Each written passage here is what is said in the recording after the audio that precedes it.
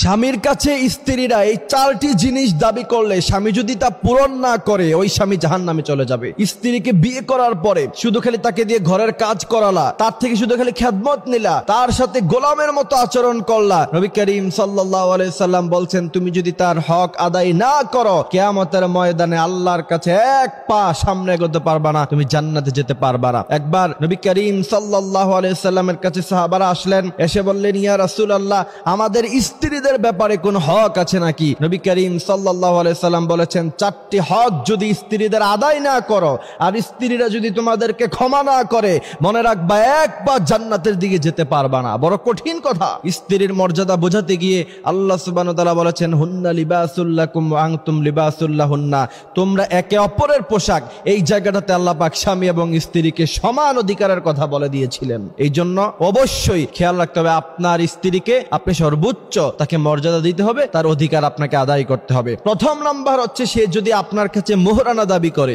অবশ্যই আপনাকে মোহরানা দিতে হবে। এবার আপনি বলবেন যে হুজুর যদি মোহরানা দেওয়ার মতো ক্ষমতা না থাকে, মোহরানা দেওয়ার মতো ক্ষমতা না থাকলে আপনি বিয়ে করছেন কেন? আপনাকে বিয়ে করতে কে বলেছে? আপনার স্ত্রী যদি আপনার কাছে মোহরানা দাবি করে অবশ্যই আপনি তাকে মোহরানা বুঝিয়ে দিতে হবে, আর না হলে আল্লাহর কাছে আপনাকে তার জন্য জবাবদিহিতা করতে হবে। এই জায়গাতে এসে আপনার কাছে যদি একান্তভাবে মোহরানা দেওয়ার মতো সক্ষমতা সেই সম্পদ যদি আপনার কাছে না থাকে তাহলে আপনি বেশি থেকে বেশি যেটা করতে পারেন অত্যন্ত বড় নম্র ভাষায় তার থেকে আপনি ক্ষমা চেয়ে নিতে পারেন। তবে কোন স্ত্রী যদি ক্ষমা না করে আপনি কিন্তু কোনোদিন ক্ষমা পাবেন না। এই জন্য তাকে ভালোবাসা দিয়ে আদর দিয়ে তার থেকে আপনি ক্ষমা চেয়ে নিতে পারেন। তবে আপনার যদি সামর্থ্য থাকে, সম্পদ থাকে, এরপরেও যদি আপনি তার কাছে ক্ষমা চাইতে যান তাহলে সে কিন্তু ক্ষমা না করলে কোনোভাবে আল্লাহর কাছে আপনি কোনোদিন পার পাবেন না। অবশ্যই আপনাকে মোহরানা আদায় করতে হবে। এরপরে নবী করিম সাল্লাল্লাহু আলাইহি ওয়াসাল্লাম বলেছেন দ্বিতীয় নাম্বার স্ত্রীর হক হলো তা যদি তোমরা আদায় না করো কিয়ামতের মাঠে আল্লাহ সুবহানাহু ওয়া তাআলা তোমাদেরকে জান্নাত দিবেন না। সেই বিষয়টা হচ্ছে তুমি যেই দামের কাপড় পরো তোমার স্ত্রীকে তুমি সেই দামের কাপড় পরাতে হবে। আপনি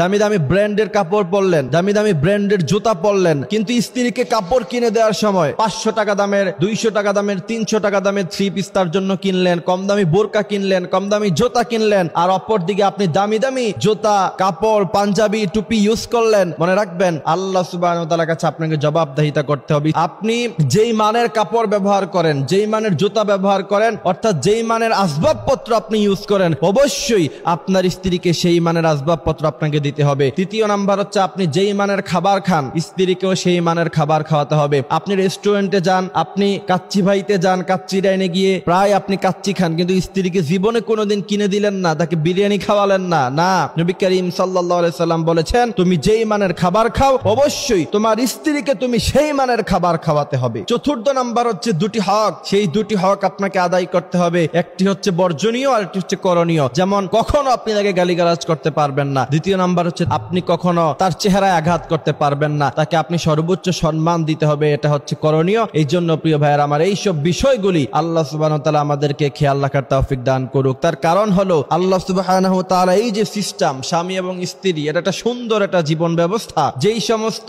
জাতিগোষ্ঠীর লোকেরা বিয়েতে অভ্যস্ত না, দিন শেষে এদের বয়স যখন অনেক হয়ে যায় 40-50, হতাশায় ভুগে শেষ পর্যন্ত তারা আত্মহত্যা করে। যারা বিয়ে করে এরা যখন বৃদ্ধ হয়, ছেলে সন্তান হয় তাদের, তখন সম্পর্কটা সুন্দর হয়, তাদের জীবনটা বড় সুন্দর হয়। এই জন্য আল্লাহ সুবহানাহু ওয়া তাআলা বলেছেন ওয়াশিরুহুন্না বিল মা'রুফ, তুমি তোমার স্ত্রীদের সাথে সৎ আচরণ করো। সৎ আচরণ করার মানে হলো স্ত্রীকে গালি দেয়া যাবে না, বকাবকি করা যাবে না, তার গায়ে হাত তোলা যাবে না। যেই সমস্ত স্বামীরা স্ত্রীর গায়ে হাত তুলে নিজেকে বীর পুরুষ দাবি করতে চায় মনে রাখতে হবে এরা বীর পুরুষের সন্তান নয়, এরা সব কাপুরুষের সন্তান। কারণ নবী করিম সাল্লাল্লাহু আলাইহি সাল্লাম বলেছেন খায়রুকুম লিআহলি, তোমাদের স্ত্রীদের থেকে সার্টিফিকেট নেওয়া হবে। তোমাদের স্ত্রীরা যদি তোমাদেরকে ভালো বলে তাহলে তোমরা ভালো মানুষ, আর তোমাদের স্ত্রীরা যদি তোমাদেরকে খারাপ বলে প্রকৃতপক্ষে তোমরা খারাপ মানুষ। আল্লাহ সুবহানাহু ওয়া তাআলা আমাদেরকে কথাগুলি বুঝার মানার তৌফিক দান করুক, আমিন।